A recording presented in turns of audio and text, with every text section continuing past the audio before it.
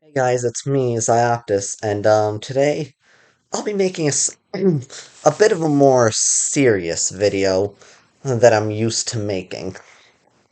Today's topic for this will be about loss. Now, nothing, I have no rhyme nor reason for making this video. Nothing happened to me recently.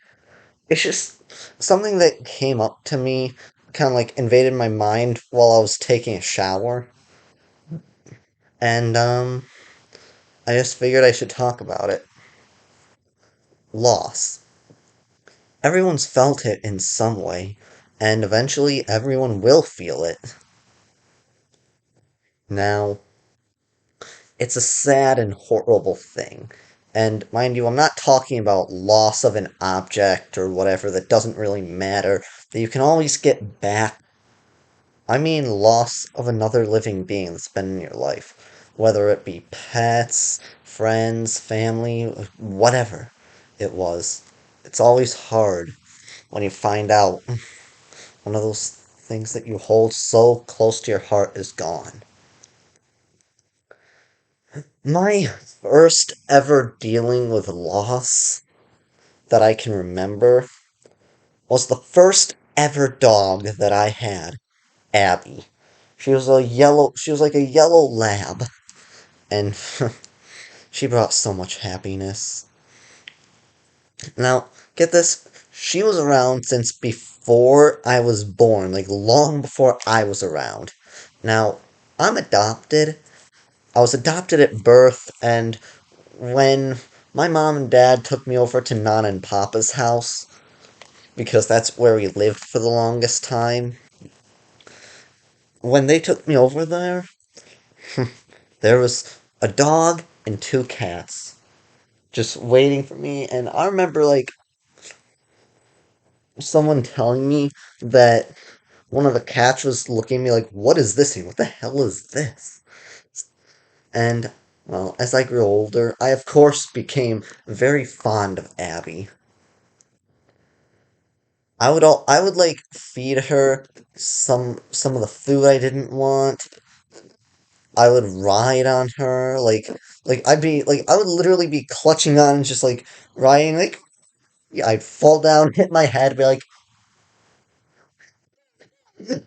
that's the kind of kid I was. I didn't care. I didn't care that it hurt. I was still gonna ride that. I was still gonna ride her like she was a horse. And of course, I was very light, so it didn't matter much. But anyways, and another thing special about her is that we would let her go outside for walks. Thing is, we didn't own a leash. We might have, but I don't remember. We didn't take her out on a leash. We would just open the front door, let her run off to wherever she wants. And then we always knew she'd come back because, well, you know a dog truly loves a family and does not want to go anywhere else, where no matter how long you let them out, they will always come back. That was Abby. She would always come back, no matter what. So, and since, we live out in the middle of nowhere, in the ass end of America, right into the ass of New York, nothing. Nothing for at least 2 miles. More than that if you don't count our town as anything, because it's not even a town. It's not even a town. Village. And the school I went to, Not and Papa and everyone were all afraid of sending me, well, not, somebody in my family was afraid of sending me to a real school because they're like, oh, he'll get bullied. We don't want him to get bullied. So they sent me to a daycare owned by a friend of Nana's and her family. So I'd be going to this daycare where there were a few other kids, but I did get to know them. I was kind of friends with them. But the thing is, we all lived too far apart to actually, like, hang out or anything, get to know each other. But, like, Abby, the dog, our dog, was one of my only friends that I could see consistently every single day and not have to worry about, like, anyone else. So imagine my shock and horror when one day I come back home, Abby's not running up to greet me all excitedly, and Nan and Papa just say that she's dead, gone. I was so shocked, I was so confused, and when I found out Abby was never coming back, I'm pretty sure I cried. If I didn't cry, I got really angry and then cried. I was so upset that I couldn't see her anymore. My next death is one of the two cats that we owned at the time, Sheba. Because I had Mr. Bear and I had Sheba. Sheba was the next to fall. Uh, Sheba was like, Sheba didn't like me as much as Mr. Bear. Well, Sheba didn't like anyone, really. And the thing is, Sheba and Mr. Bear were both siblings. They came from the same mother that birthed them on the side of the road, and, like, at the time, like, I'm pretty sure the story is that mom and dad found them abandoned or something.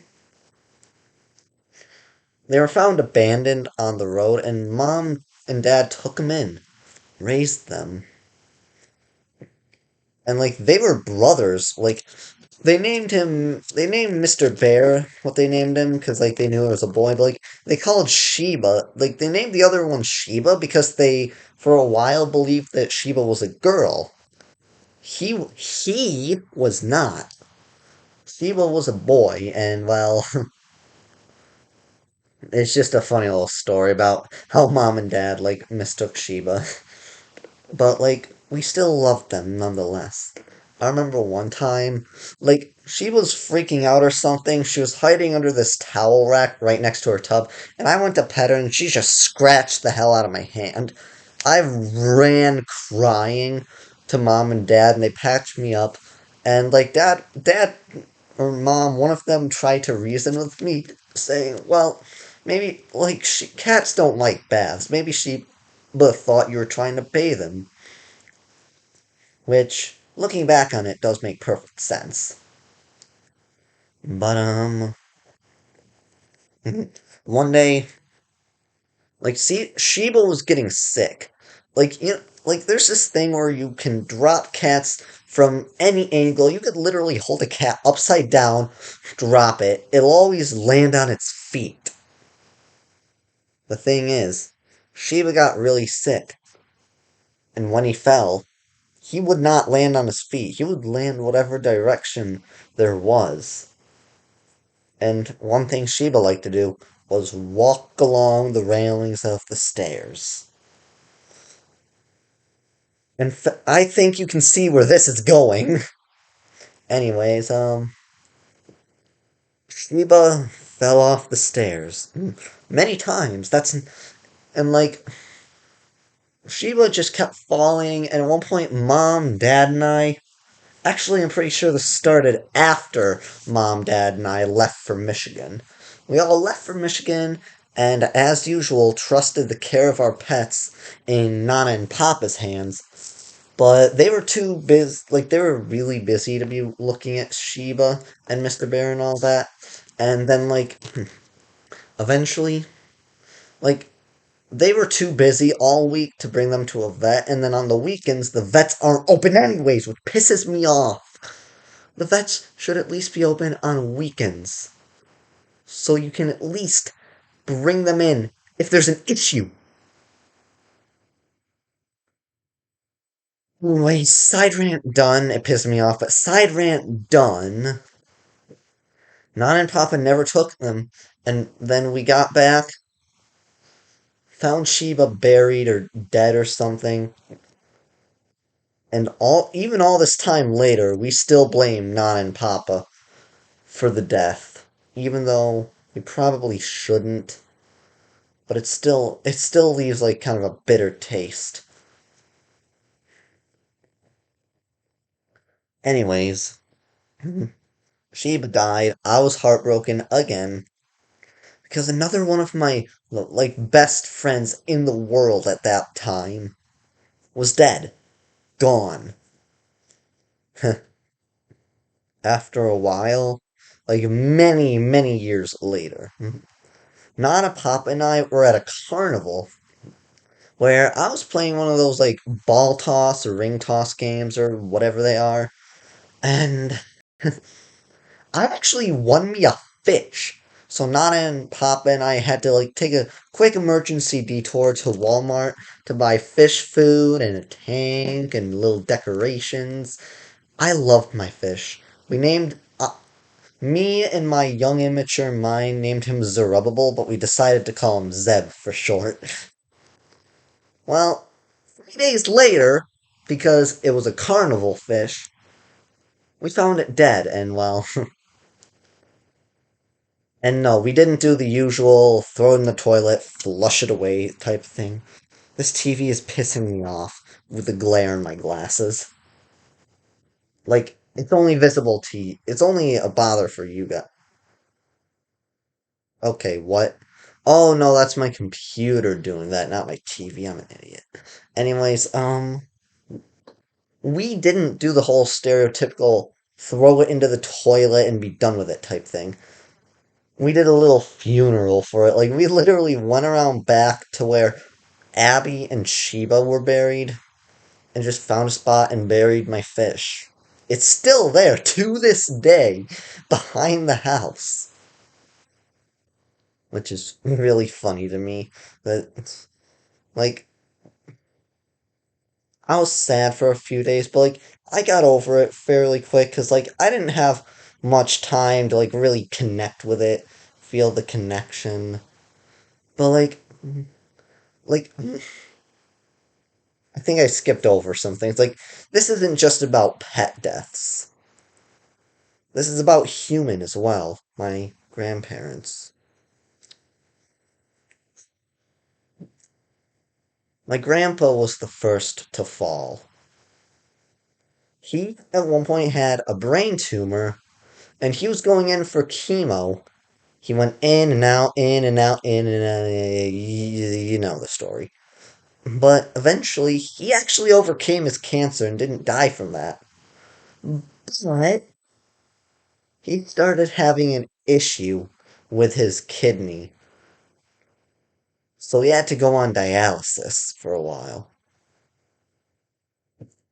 Of course, it was changing him, making him like a different person. He never felt good after it. And one time, they literally brought him in a wheelchair to the curb and just left him there and did not call Grandma to come get him. They called him like an hour later, or he called her, or whatever. When he got back, he was like, "No, I'm not gonna take, I'm not gonna die slowly. I'm gonna go out my own way." Like, I'm sure that's not really what he said word for word, but he said something along the lines of like, I don't want to do this anymore. Let me go out my way instead of their way because like I can kind of understand where he was coming from. Like, me personally, I would rather like if I had an illness that cannot be treated, that cannot be cured, but can only be delayed. I would rather just succumb to it as quick as possible, not do the treatment, because if it's impossible to be cured anyways, then why prolong the inevitable? If I have like this awful disease that's slowly eating away at me, and I'm getting like something that makes it even slower, screw that. I don't want to live in pain. I'd rather die in peace and happiness, knowing that I'm not living because some sort of machine is changing up the way that like things work. thus making it longer and making the pain last longer, you know? But like that's pretty much I think that's what his mindset was. Like I can't speak on the behalf of other people obviously, but like I'm pretty sure that's what he wanted. Then eventually like about a year later or something like that, my aunt and my grandma were talking and then eventually like grandma just ended up collapsing on the floor and they brought her to the hospital, called like 911 and all that, brought her in. And like she had multiple blood clots in her lungs and she died within the hour of being transferred to the hospital. Like and when I heard that, that really put the perspective into my mind of how fragile human life is. Like, you could be perfectly fine. You could be sitting having a very energetic conversation, and then something could happen, and you just flop over and die. That it's honestly scary to think about. Like, to think that I could be saying something and then something like I could be making this video and then something that we did not notice in me could just cause me to just pass away right here and now. That's a scary thought, but I don't dwell on it too much because I don't want to live my life in fear of death. But like after that, for a well, there was also my aunt Fran, and my like Aunt Gail who lived pretty close to us. They we would always go to Gail on our Halloween route and like and all that, and that was really fun. She'd always invite us in. We'd have like we'd sit down, talk, get candy. I was allowed to take as much as I wanted. And then we'd get back out to trick or treating. We didn't really see too much of her otherwise. And my Aunt Fran, I always get my two Aunt Frans confused. This one would always knit me little slippers.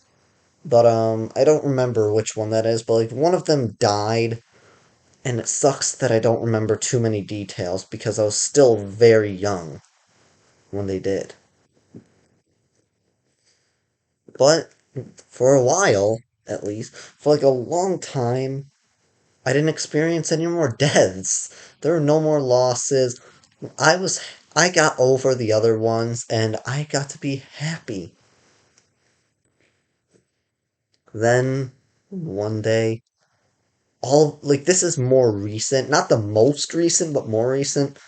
Like one day all of a sudden I'm like 15, 16, something like that. And then my cat Mr. Bear, who I'm not entirely over yet, who's been with us since the very beginning, died. He was 17. He was almost 18 years old at the point that he died. This was well after mom and dad divorced, well after dad got custody of me fully. And like, mom called me one night and said that Mr. Bear collapsed on the bathroom floor and wasn't moving. The thing is, they had another cat there, Precious, who didn't like any of us. The only one that she liked was my mom's boyfriend, but there Precious was, just sitting down in front of the bathroom door, just guarding it, almost as if she knew exactly what was going on. Yeah. She was probably all like, I know Mr. Bear's my worst enemy, but I still have a heart. Something along those lines. But like, I was like, and then an hour or two later, my mom called back and was like, yeah, Mr. Bear died. I was in total shock. Like I felt my entire body freeze up. I was dad I called like dad walked in. I was like I just looked at him like this and I just looked at him like this and said, Mr. Bear died just now. He's dead. Almost in a monotone, looking emotionless. And I was like, oh no, that's terrible. And that's the point when I broke down and just started crying. Understandably so, because, like, I just lost a pet. The one that's been around for the longest. The OG. Then, after a while, like, I went to my mom's house, like, a long time later, I went to my mom's house one weekend, and, it's every other weekend, and then, like, I went to her house, then the next week I wasn't there, and then I went to her house the next weekend, and within the last 2 weeks, then within the 2 weeks of me being gone, Precious suddenly became ill, started declining, and then a few days before I arrived, died. I was shocked to say the least. Like, I was like, how? And apparently she died a couple days before I got there. I looked around and noticed, like, wait, I haven't seen Precious in a while. Mom was like, oh, yeah, oh, she died. And I was like, what? In the last 2 weeks I was gone, she, and then Mom was like, yeah, just her health started declining. Luckily, very thankfully, I didn't have another loss after that. And well, I can hope I never will as much as I want. But life and, like, literally everything is just it's just like a clock. Like, it ticks, ticks, ticks, ticks, ticks, ticks until your final day when it stops. Well, and I'm sorry if I put you all into any sort of existential dread, like, but the thing I do should just distract myself with other things. Because, like, why worry? Why worry about, like, why live your life in worry about the fact that one day you might die when you could be, like, living in the moment, trying to be, like, a positive force on all the people you care about in your life? That's what I do. I try to be a positive force to everyone, and someday when I get married, have kids, all that, I'm gonna be a positive force to the next generation and try to, like, show them good from bad and all that. So it's just not a good move to live your life in fear of the unstoppable when you could live your life knowing that you can change what happens in the future. That's what I try to do, and that's my suggestion to all of you. Because, like it or not, death happens. But you can make things better in the future if you just live your life not worrying about it. If you just live your life being a positive force on everyone. Not be all apathetic, like, oh, we're gonna die, so what's the point? Like, you gotta be all like, oh, well, before I die, I want to put a good impression on the world. I want to be respectable. I want to do this. I want to get my point across and inspire the future. I want to inspire the people that are in the future, which is why, like, I kind of want to become an author because I want to be known well after I die and have, even if very small, I still want to have an imprint on the world. I want to leave my print permanently in there so that as long as I'm gone, nobody will forget what I managed to do. So, like, that's something That's something that everyone should live by.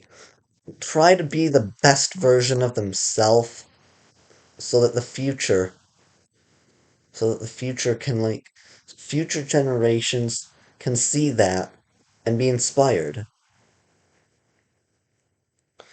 And well, I guess that's a good place to close this episode off. Me rambling for almost half an hour about my experience with death and with like a little life lesson at the end. Anyways, that's all for this video. Thank you for watching, and if you ended up watching the whole thing through, thank you very much for that. Cause like I know this may seem like just crazy, like ranting and raving and all that, but this is a video I just wanted to make because the idea just popped in my head, and I was like, why not make the video before I forget it? Anyways, that's all. That's all I have to say. This is Ioctis, signing off. Bye.